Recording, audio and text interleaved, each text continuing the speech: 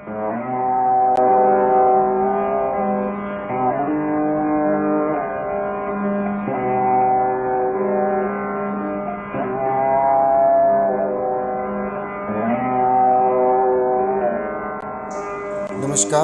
मैं डॉक्टर संजय कुमार वर्मा, संगीत वाद्य विभाग, बसंत महिला महाविद्यालय, राजघाट, वाराणसी से आज आपके समक्ष विषय है प्राचीन कालीन एवं आधुनिक कालीन श्रुति स्वर व्यवस्था का एक तुलनात्मक अध्ययन। इस विषय को लेकर के आपके समक्ष प्रस्तुत है। इस विषय पर हम लोग आज चर्चा करेंगे कि दोनों श्रुति स्वर व्यवस्थाओं में आखिर क्या अंतर था और किस प्रकार से उसको हम स्पष्ट कर सकते हैं।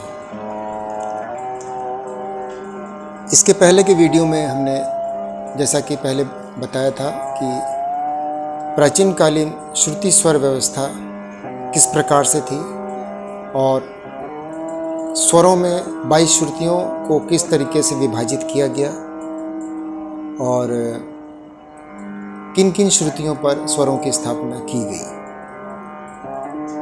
तो इसमें भी थोड़ा सा उस बात का जिक्र करना ज़रूरी है क्योंकि दोनों का तुलनात्मक अध्ययन कर रहे हैं, तो इसलिए दोनों को ही सामने रखना ज़रूरी है, तभी हम तुलना कर सकते हैं। तो सबसे पहले तो ये समझना है कि जैसा कि पिछले वीडियो में एक श्लोक हमने बताया था, चतुश्चतुश्च चतुश्चैव षडज मध्यम पंचमा। इस श्लोक के अनुसार सा की 4, म की 4, प की 4, रे और ध की 2 3 3, ग और नी की 2 2 श्रुतियाँ हैं। और दूसरी बात यह कि प्राचीन कालीन श्रुति स्वर व्यवस्था के अंतर्गत उस समय के विद्वानों ने स्वरों को उनकी अंतिम श्रुतियों पर स्थापित किया गया। जैसे कि सा की 4 श्रुतियां हैं तो सा को चौथी श्रुति पर, रे की 3 श्रुतियां हैं तो रे को उसकी अंतिम श्रुति यानी कि अगर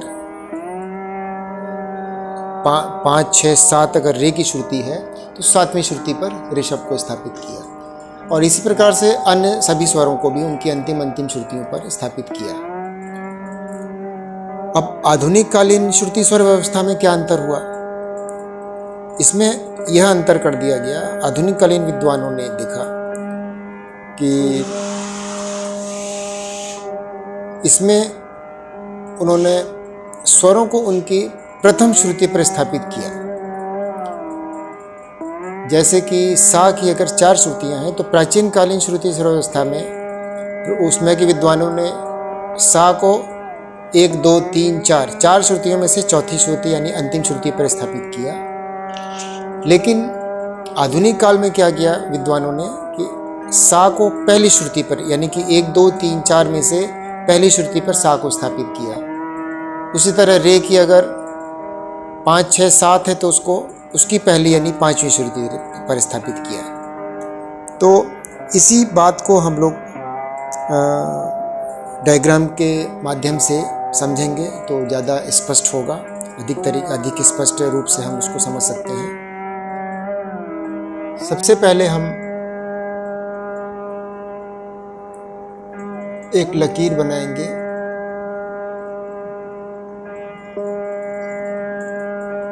और इस पर 22 श्रुतियों को दर्शाएंगे।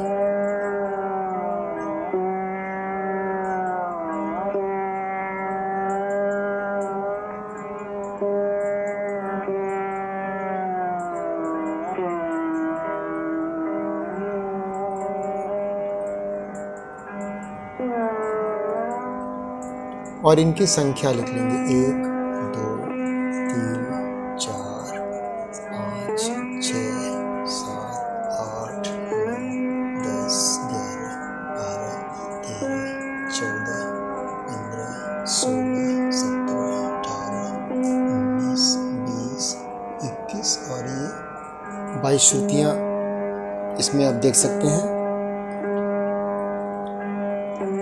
और अब इसमें हम देखते हैं कि ऊपर में हम प्राचीन कालीन श्रुति स्वर व्यवस्था कर देते हैं।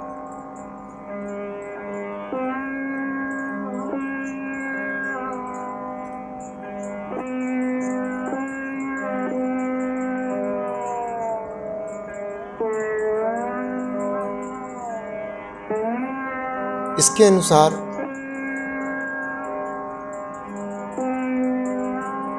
स्वरों को उनकी अंतिम श्रुति पर स्थापित किया। इसमें सबसे पहले तो हम देखेंगे कि सा की 4 है, रे की 3 है, गा की 2 है, मा की 4 है, पा की 4, धा की 3 और नी की 2 है। प्राचीन कालीन व्यवस्था के अनुसार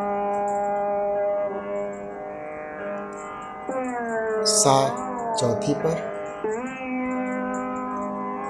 रे 7वीं पर, ग 9वीं पर, मा 13 पर, पा 17 पर, धा 20 पर, नी 19 पर। और नीचे हम समझते हैं यहाँ पे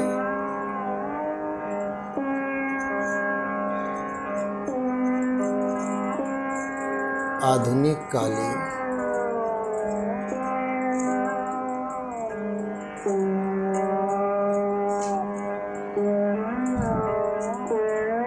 श्रुति स्वर व्यवस्था। इसके अनुसार स्वरों को उनकी प्रथम श्रुति पर स्थापित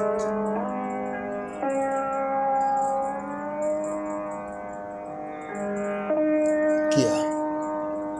तो प्रथम श्रुति का तात्पर्य यह कि ये सा पहली श्रुति पर आ गया और रे की 3 श्रुतियां हैं, तो ये 5वीं श्रुति पर आ गया। ग की पहली 8वीं श्रुति है, मा की पहली 10वीं श्रुति है और प की पहली 14वीं श्रुति है, धा की पहली 18वीं श्रुति है, नी की पहली 21वीं श्रुति है। तो ये दोनों व्यवस्थाएं आप यहाँ पे देख रहे हैं। ऊपर में ये आप देख रहे हैं अंतिम श्रुति की स्थापना और यहाँ पर आप देख रहे हैं पहली श्रुति की स्थापना। स्वरों को उनकी पहली श्रुति पर स्थापित किया गया। तो इसमें अब आपके सामने प्राचीन कालीन श्रुति स्वर व्यवस्था, स्वरों को उनकी अंतिम श्रुति पर, और आधुनिक कालीन श्रुति स्वर व्यवस्था, स्वरों को उनकी प्रथम श्रुति पर स्थापित किया गया। अब एक तो अंतर इसमें स्पष्ट हो रहा है कि प्राचीन काल में अंतिम श्रुति पर स्थापित किया गया स्वरों को उनकी श्रुतियों पर, और उसी प्रकार से उसका अंतर इसमें आधुनिक कालीन में क्या देखने को मिलता है कि स्वरों को अंतिम की जगह पहली श्रुति पर स्थापित कर दिया गया। ये तो एक बड़ा अंतर स्पष्ट हो रहा है। अब कुछ अंतर ऐसे हैं जिसे और भी हमें समझना है। उदाहरण के लिए, जैसा विद्वान कहते हैं कि पहले का स्वर सप्तक जो है काफी ठाट का था और वर्तमान का जो आधुनिक कालीन जो हम लोग का स्वर सप्तक है वो बिलावल थाट का है। लेकिन ये कैसे, इसे भी स्पष्ट होना चाहिए। तो अब हम यहाँ पर देखते हैं कि स्वरों के बीच में श्रुति अंतर कितने हो रहे हैं और किस प्रकार से हो रहे हैं। तो जैसा कि हम अपने संगीत में कोमल, शुद्ध और तीव्र स्वर अगर देखा जाए तो इनमें कुल 12 स्वर होते हैं, जैसे कि सा, कोमल रे, शुद्ध रे, इसके बाद कोमल गा आता है, फिर शुद्ध गा आता है, मा आता है, तीव्र मा आता है, प आता है, कोमल धा आता है, शुद्ध धा आता है, कोमल नहीं आता है और अंत में शुद्ध नहीं आता है। ये हमारे 12 स्वरों का क्रम है, जिसमें कि शुद्ध और विकृत सभी हैं, प्लस विकृत।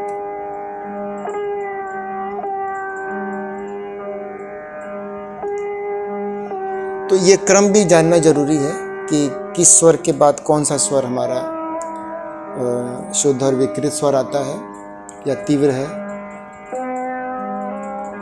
अब इसमें अगर हम शुद्ध स्वरों की अवस्था देखें तो यहाँ पर ये शुद्ध स्वर है, तो और इसके बाद ताड़ सप्तक का सा आ जाता है।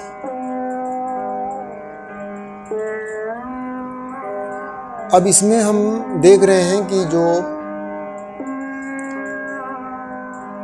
स्वरों के बीच में विकृत स्वरों का जो अंतराल है, जैसे कि सा और रे के बीच में एक कोमल स्वर का अंतराल है, उसी प्रकार रे और गा के बीच में कोमल गा का अंतराल है, और गा और मा के बीच में कोई स्वर का अंतराल नहीं, मतलब कि ये बहुत नजदीक में है, यानी इनके बीच का श्रुति अंतर कम है। इसी प्रकार से मा और पा के बीच में देखें तो तीव्र मा का अंतराल मिलता है। उसी तरह शुद्ध धा और शुद्ध नी के बीच में देखें तो कोमल निषाद का है, पा और धा के बीच में कोमल धावत का है, नी और सा के बीच में कोई स्वर नहीं है शुद्ध या विकृत। तो इनके बीच में भी श्रुति अंतर कम है, यानी कि गा और मा के बीच में श्रुति अंतर कम है और नी और सा के बीच में भी श्रुति अंतर कम है। अब हम आते हैं प्राचीन कालीन श्रुति स्वर व्यवस्था में। यहाँ पे हम देखते हैं कि सा और रे के बीच में 2 श्रुतियों का अंतर है, यानी कि यहाँ इसके बीच में अधिकतम दूरी है इसकी। इसी प्रकार रे और गा के बीच में देखें तो सिर्फ 1 श्रुति का अंतर है, यानी कि ये श्रुति अंतर कम है। अगर हम यहाँ पे श्रुति अंतर अगर रे और गा में कम कर दें तो आप देखेंगे कि रे अपनी शुद्धतम अवस्था में होगा और गा ये कोमलतम अवस्था में होगा, यानी कि रे और गा जब नजदीक होंगे आपस में तो रे शुद्ध और गा कोमल की अवस्था में होगा। और गा और मा में देखते हैं, गा और मा में 3 श्रुति का अंतर, यानी कि दोनों में मध्यम तो शुद्ध है। अगर हम यहाँ पे गा और मा में अगर ज़्यादा श्रुति अंतर अगर करेंगे तो आप देखेंगे कि गा जो है यहाँ से जो अपनी शुद्धतम अवस्था में है, यानी कि यहाँ पर आ जाएगा। अगर मा शुद्ध की अवस्था में है तो यहाँ पे आप देखेंगे कि गा रे गा मा की अगर अवस्था यहाँ पे देखें तो रे से गा के बीच में कोमल गंधार है और फिर रे से मा के बीच में गा दोनों आ रहे हैं, कोमल गा और शुद्ध गा। तो अगर गा मा के नज़दीक में रहेगा तो यानी शुद्ध अवस्था में रहेगा, अगर गा कोमल ये रे के नज़दीक में रहेगा तो कोमल अवस्था में रहेगा, यानी कि यहाँ पे गा और मा के बीच की दूरी ज़्यादा है, श्रुति अंतर ज़्यादा है। तो यानी कि यहाँ पे गा अपने स्थान से रे की तरफ झुका हुआ है, यानी कि ये अपनी कोमल अवस्था में है। अब आते हैं मा और पा के बीच में। मा और पा के बीच की श्रुति अंतर ठीक है, यानी कि मा और पा के बीच में तीव्र मा का एक स्थान है, उसके अंदर दूरी है। तो यानी कि म और प शुद्ध अवस्था में है। प अचल स्वर है, इसलिए स्थान परिवर्तन सिर्फ म का ही होगा। तो अगर म प के नज़दीक में आता है तो तीव्रतम अवस्था में आएगा अपने। तो यहाँ पर श्रुति अंतर अधिक है, तो यानी कि म भी शुद्ध है और प भी शुद्ध है। और प और धा के बीच में भी 2 श्रुतियों का अंतर है। तो यहाँ पर भी धा शुद्धतम अवस्था में है, जैसा कि आप यहाँ देखते हैं। प और धा के बीच में अगर कोमल धा का स्थान छूटा हुआ है और दूरी है तो धा शुद्ध अवस्था में होगा। अब धा और नी के बीच में भी देखते हैं कि 1 श्रुति का अंतर है, जैसा कि यहाँ रे और ग के बीच में 1 श्रुति का अंतर था। तो धा और नी अगर नज़दीक होंगे तो नी कोमलतम अवस्था में होगा, धा शुद्ध और नी कोमल। और यही स्थिति यहाँ बन रही है, जैसा कि नी कोमल है। तो आपने देखा कि यहाँ पर ये नी कोमलतम अवस्था पकड़ रहा है अपनी, और उसी प्रकार से ये ग कोमल हो रहा है।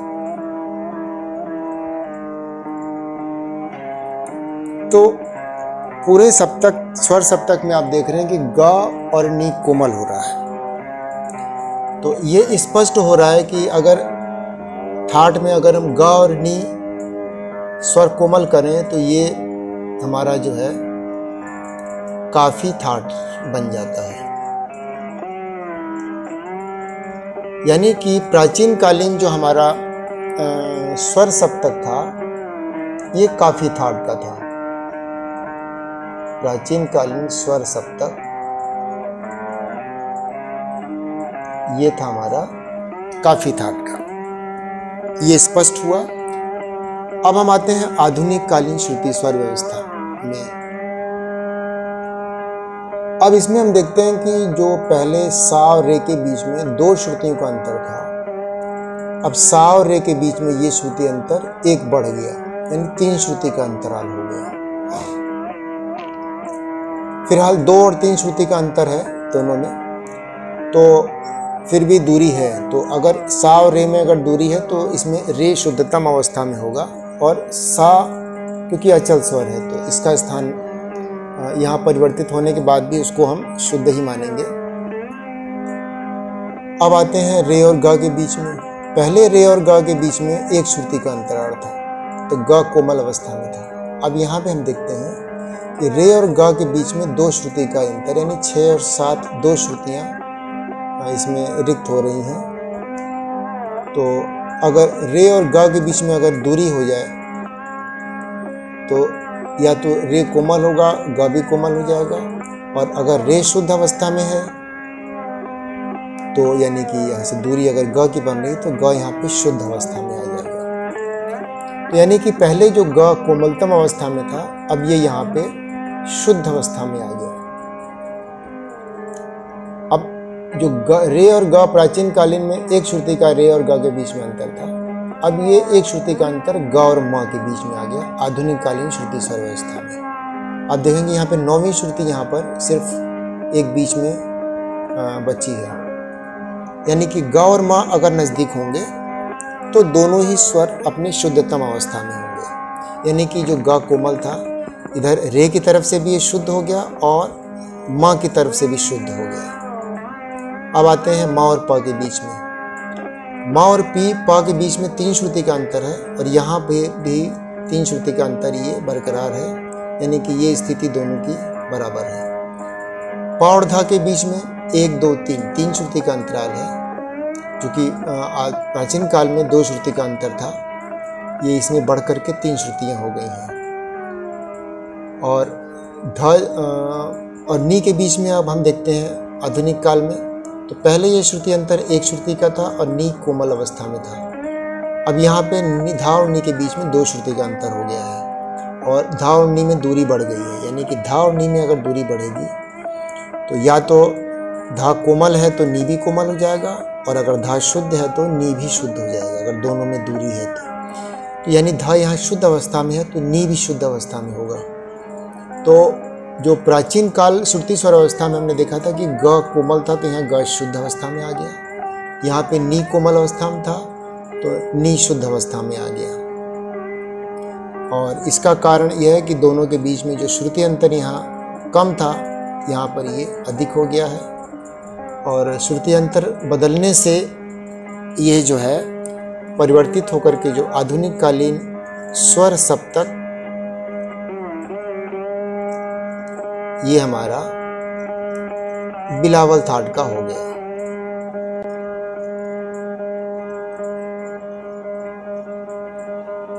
तो ये इस प्रकार से, इस व्याख्या से आप समझ गए होंगे कि क्या कारण है कि आधुनिक कालीन स्वर सप्तक बिलावल थाट से माना जाता है और प्राचीन कालीन स्वर सप्तक को काफी थाट से क्यों माना जाता है। तो इसमें दोनों ही व्यवस्थाएं आपको दिखाई पड़ रही हैं और दोनों में किस प्रकार से अंतर और क्या अंतर है, यह भी मेरे ख्याल से आप लोगों को स्पष्ट हो गया होगा।